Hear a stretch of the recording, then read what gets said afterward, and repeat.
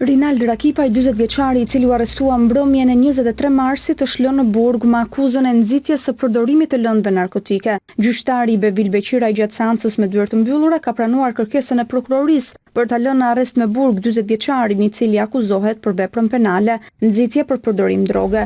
Prova më e fortë që ka në dorë prokuroria është video e filmuar nga njëra prej vajzave në hotel, ku shfaqet shoqja e saj, 15 vjeçare, duke konsumuar kokainë. Dyshimet janë se 40 vjeçari ka kryer marrëdhënie seksuale, por kjo akuzë pritet që të provohet ose të rrëzohet pasi të dalë përgjigje e ekspertizës mjekësore. Rinald Rakipaj u arrestua pas denoncimit të nënës së vajzës 15 vjeçare, me të cilën shoqërohej prej disa ditësh ai. Nëna ka referuar se e bia është larguar nga banesa dhe ka fikur telefonin. E bia e kishte mashtruar se do kalonte natën tek shoqet, por më pas është provuar se edhe dy të tjerat kanë mashtruar familjet në të njëjtën mënyrë. Me marrjen e denoncimit, policia e Vlorës u vendos në lëvizje kreu hetime që quan në arrestimin e 40 vjeçarit. Gjatë dëshmisë në polici, të miturat kanë mohuar se kanë kryer marrëdhënie seksuale me të, por kanë pretenduar se kanë bërë një xhiro me makinë dhe më pas kanë qëndruar në një hotel në zonën e Skelës. 40 vjeçari në seancë ka mohuar të ketë patur dieni për moshën e vajzave.